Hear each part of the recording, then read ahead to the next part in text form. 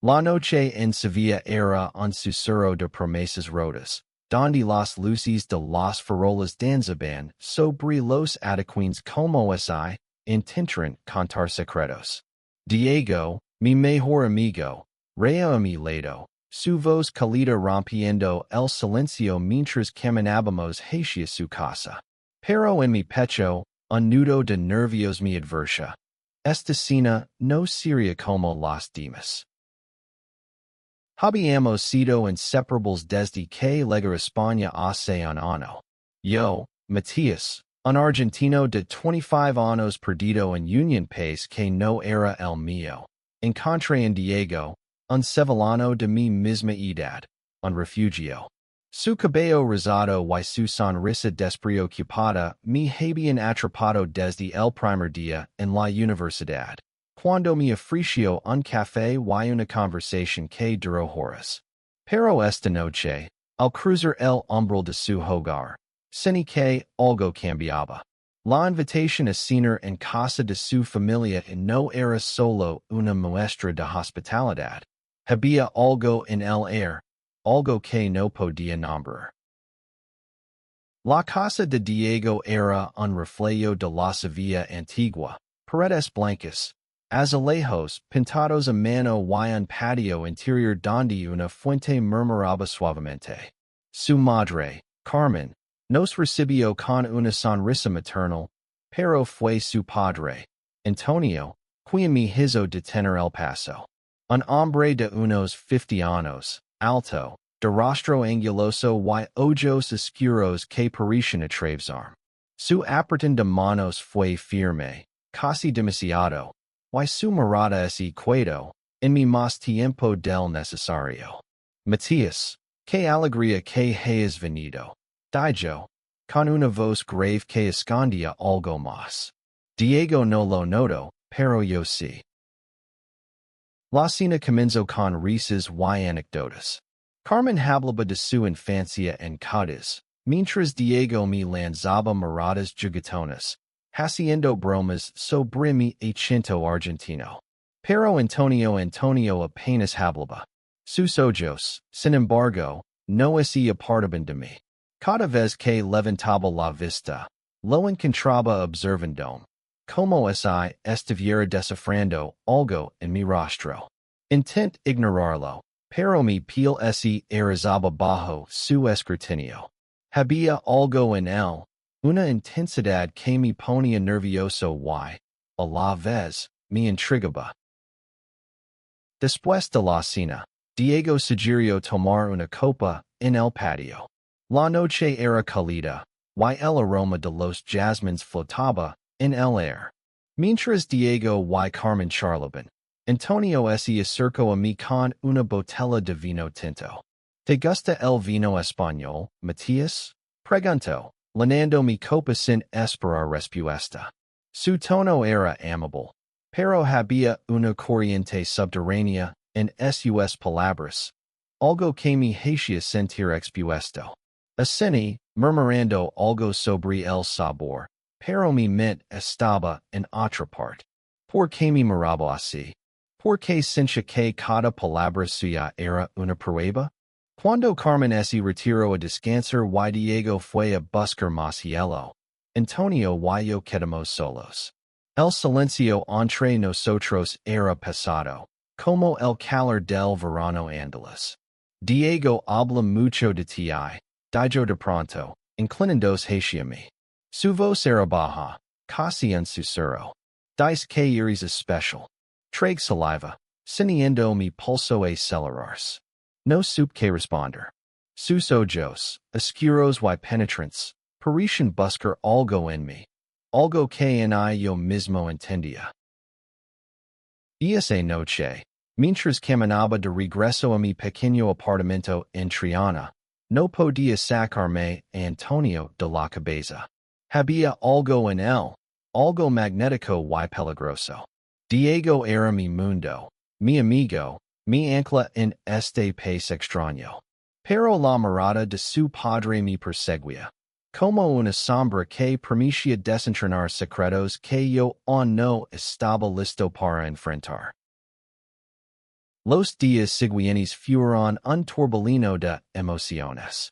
Diego y yo seguimos con nuestra rutina. Clases en la universidad. Cafés en la plaza de España. Y noches interminables hablando de todo y nada. Pero algo había cambiado. Cada vez que miraba a Diego, sentía una punzada en el pecho. Una mezcla de afecto y algo más profundo. Algo que no me atrevía a nombrar. Y luego estaba Antonio. Su presencia seguía acercándome, incluso cuando no estaba cerca. Una tarde, mientras estudiábamos en la biblioteca, Diego me miró con una seriedad inusual. Matías, ¿te pasó algo? Estás raro desde la cena. Intent restar la importancia, pero sus ojos, tan cálidos y sinceros, me desarmaron. Y es solo no sé, tu papa me pone nervioso. Admití, me dio en broma. Diego rió, pero había algo en su risa que no encajaba. Mi padre es intenso, lo sé, pero es inofensivo. ¿Inofensivo? No estaba tan seguro. Esa misma semana, recibí un mensaje inesperado. Era Antonio, invitándome a una exposición de arte en el Museo de Bellas Artes. Diego me dijo que te gusta el arte. Escribió. Me gustaría que vinieras. Será una tarde interesante. Mi primer impulso fue negarme, pero algo en mi curiosidad, tal vez, me hizo aceptar. Le dije a Diego que su padre me había invitado, esperando que se uniera, pero él solo se encogió de hombres. Te divertirás. Mi papa sabe mucho de pintura. El museo era un remanso de silencio, con tecos altos y paredes llenas de lienzos que contaban historias de siglos pasados. Antonio me esperaba en la entrada, vestido con una elegancia sencilla que contrastaba con la rudeza de su mirada. Matías, qué bueno que viniste. Dijo, y su mano rozó mi hombro al guiarme hacia la primera sala. Hablamos de Goya, de Velázquez, de la luz y la sombra en sus obras, pero cada palabra se parecía cargada de un significado oculto. Me hablaba como si me conociera de toda la vida, como si supiera cosas de mí que yo mismo entendía. En un momento, frente a un cuadro de una figura solitaria, en un paisaje tormentoso, Antonio se detuvo. Eres tú, ¿verdad? Dijo, señalando el lienzo. Alguien perdido, buscando su lugar. Sus palabras me golpearon como un puñetazo. Quis negarlo, pero no pude. Había algo en su tono, en su forma de mirarme, que me hacía sentir desnudo. No estoy perdido, respondí, pero mi voz tembló. Él solo sonrió. Una sonrisa que no era amable ni cruel, sino algo intermedio. Algo que me hacía corregir y cuidarme al mismo tiempo. Esa noche, cuando volví a mi apartamento, no pude dormir. La imagen de Antonio, su voz, su presencia, se mezclaba con los recuerdos de Diego, su risa, su forma de mirarme cuando creía que no lo notaba. ¿Qué estaba pasando conmigo? ¿Por qué sentía este torbellino dentro de mí? Sabía que Diego era más que un amigo, pero nunca me había permitido admitirlo. Y ahora, Antonio, con su intensidad y su misterio, estaba abriendo una puerta que no estaba seguro de querer cruzar. La tensión en mi interior crecía como una tormenta. Diego comenzó a notarlo, aunque no decía nada directamente. Sus bromas eran menos frecuentes, y a veces lo sorprendía mirándome con una mezcla de preocupación y algo más. Algo que me hacía desviar la mirada. Intent mantener la normalidad. Pero cada encuentro con Antonio era como arrojar gasolina a un fuego que no entendía. Una noche, Diego me invitó a una fiesta en casa de un amigo común. La música flamenca resonaba en el aire, y las luces de colores iluminaban un patio lleno de gente joven. Diego estaba más animado que de costumbre, bailando con una chica mientras me lanzaba sonrisas. Pero yo no podía concentrar. Mis ojos buscaban a Antonio, aunque sabía que no estaría allí. ¿Por qué lo buscaba? Porque su presencia, o su ausencia, me afectaba tanto. En un momento, escape al balcón para tomar aire. La ciudad se extendía ante mí, con la giralda recortada contra el cielo nocturno. Entonces, una voz me sacó de mis pensamientos. ¿Siempre te escapas de las fiestas, Matías? Era Antonio. Mi corazón dio un vuelco. No lo había visto llegar, pero allí estaba, con una copa de vino en la mano y esa mirada que parecía desentrañar. No sabía que estarías aquí. Dije, intentando sonar casual. Él se acercó, demasiado cerca. Quería verte. Respondió, y su voz era un murmullo que me erizó la piel. No sé cómo pasó, pero terminamos hablando durante horas, aislados del bullicio de la fiesta. Me contó de su juventud, de cómo había luchado contra las expectativas de su familia para ser quien era. A veces, Matías, tienes que romper todo para encontrarte. Dije, y sus palabras resonaron en mí como un eco. Por primera vez, sentí que alguien veía mi confusión, mi miedo, mi deseo de ser algo más que el extranjero perdido en Sevilla. Pero entonces, Diego apareció en el balcón. Su rostro cambió al vernos. ¿Qué haces aquí, papa? Preguntó, con un tono que intentaba ser ligero pero no lo lograba. Antonio se limitó a sonreír y se excusó, diciéndonos solos. Diego me miró, y por un instante, six dolor en sus ojos. ¿Qué pasa entre tú y mi padre? Preguntó directo. Intent negarlo, pero las palabras se adhirieron en mi garganta. Diego no insistió, pero la distancia entre nosotros creció esa noche. Los días siguientes fueron un caos silencioso. Diego y yo apenas hablábamos, y cuando lo hacíamos, nuestras palabras eran cuidadosas, como si temiéramos romper algo frágil. Intenté acercarme, pero él siempre encontraba una excusa para alejarse. Y Antonio seguía apareciendo, como un imán que no podía evitar. Me enviaba mensajes, invitándome a cafés, a paseos por el río Guadalquivir, a charlas que siempre terminaban siendo demasiado personales. Una tarde, mientras caminábamos por el parque de María Luisa, Antonio me tomó del brazo para detener. Matías, no puedes seguir riendo de lo que sientes. Dije, su voz firme pero no cruel. Lo vio en tus ojos. Estás perdido, pero no tienes que estarlo. Quis protestar, pero sus palabras eran un espejo que reflejaba mi verdad.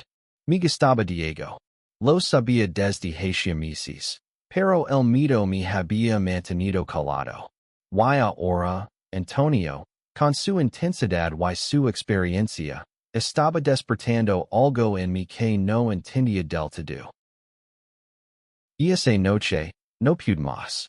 Fui a casa de Diego, decidido a hablar. Cuando abrió la puerta, su rostro estaba tenso, pero me dejó pasar. Nos sentamos en el sofá, y las palabras salieron como un torrente. Lo que todo, mi confusión, mis sentimientos por él, mi miedo a arruinar nuestra amistad. Diego me escuchó en silencio, y cuando terminé, sus ojos estaban húmedos. Matías, yo también siento algo por ti. Confieso, su voz apenas un susurro. Pero no sé cómo lidiar con esto. Y mi padre él lo sabe. Sus palabras me dejaron helado. Antonio lo sabía. Por eso me miraba así. por eso me buscaba? Antes de que pudiera responder, Diego se acercó y me besó. Fue un beso breve, tímido, pero lleno de una electricidad que me hizo temblar. Pero la alegría duró poco. La puerta se abrió, y Antonio entró. Su rostro era una máscara de furia contenida. ¿Qué está pasando aquí? Preguntó. Y su voz cortó el air como un cuchillo. El silencio que siguió fue ensordecedor. Diego se apartó de mí. Su rostro pálido, mientras Antonio nos miraba como si acabara de descubrir una traición. Intent hablar, pero las palabras no salían. Papa, no es lo que piensas, dijo Diego, pero su voz temblaba. Antonio no respondió. Solo me miró, y en sus ojos six una mezcla de dolor y algo más oscuro. Algo que me hizo sentir pequeño. Matías, quiero hablar contigo. A salas, dijo Antonio, y su tono no admite discusión. Diego protestó, pero Antonio lo cortó con una mirada. Salí con él al patio, donde la fuente seguía murmurando, indiferente a la tormenta que se desataba. ¿Qué estás haciendo con mi hijo? Preguntó, su voz baja pero cargada de intensidad. Intent explicarme, pero él levantó una mano. No mientas. Sé lo que sientes por él. Y sé lo que sientes por mí. Sus palabras me golpearon como un rayo. ¿Qué sentía por él? Era posible que mi confusión, mi atracción por su presencia, fuera algo más que curiosidad? No pude responder. Antonio se acercó, demasiado cerca, y por un instante pensé que me besaría. Pero no lo hizo. En cambio, habló con una calma que era más aterradora que su furia. Diego no está listo para esto. Y tú no sabes lo que quieres. Pero yo sí. Esa noche marcó un punto de no retorno. Diego y yo intentamos hablar, pero la presencia de Antonio lo envenenaba todo. Él sabía de nosotros, y su desaprobación era como una sombra que nos seguía. Pero también estaba su interés en mí, una atracción que no podía ignorar. Me sentía atrapado entre dos amores imposibles. Diego, mi amigo, mi primer amor, y Antonio, un hombre que despertaba en mí deseos que no entendía. Las semanas siguientes fueron un torbellino de emociones encontradas. Diego y yo intentamos mantener nuestra relación en secreto, robándonos momentos en cafés escondidos o en mi apartamento. Cada beso, cada caricia, era una mezcla de alegría y miedo. Pero Antonio siempre estaba allí, en el fondo de mi mente, con su mirada penetrante y sus palabras que me desafiaban a enfrentar mi verdad. Una noche, Antonio me invitó a su estudio, un lugar lleno de libros y cuadros que hablaban de una vida intensa. Matías, tienes que elegir, dijo, mientras me ofrecía una copa de Jerez. No puedes vivir dividido entre él y yo. Su honestidad me desarmó. Me habló de su propia vida, de cómo había escondido su verdadera identidad durante años, de cómo había amado, en secreto y perdido por miedo.